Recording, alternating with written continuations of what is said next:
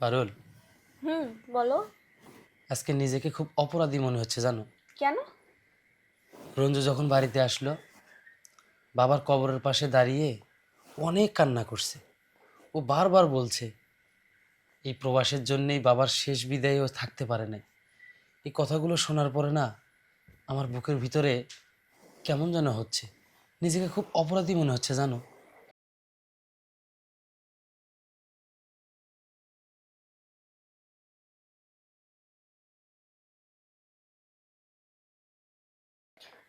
তুমি তো জানতে না যে রঞ্জু বিদেশ যাওয়ার পর বাবা মারা যাবে। তাহলে কেন তুমি নিজেকে অপরাধী মনে করতেছো? বিষয়টা আসলে ওইটা না, আমি মনে হয় অনেক বড় ভুল করেছি। ওকে যদি আমি প্রবাসে না পাঠাতাম তাহলে ওর ভিতরে এই আক্ষেপটা তৈরি হতো না। আমি একটা সিদ্ধান্ত নিয়েছি জানো, কি? আমি ওকে আর বিদেশে পাঠাবো না।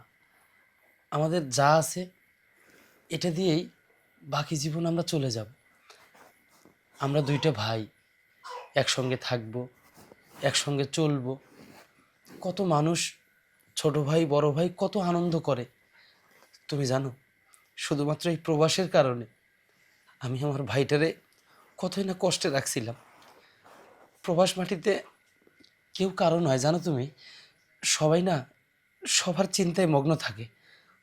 ও যখন বারবার কান্না করে করে কথা বলছিল, আমি বুঝতে পারছি যে ওর ভিতরে চাপা কষ্টগুলো না ও কেন জানি মানে বোবা কান্নার মতো এক একটা চোখের পানির ফোঁটায় বোঝাই দিচ্ছে। শোনো, তুমি আমার একটা কথা রাখবে। কি বলো? আমি সকালে রঞ্জুকে বলবো যে ভাই, আর তোকে বিদেশে যেতে হবে না। তোর এই কষ্টের মুখটা আমি আর দেখতে চাই না রে।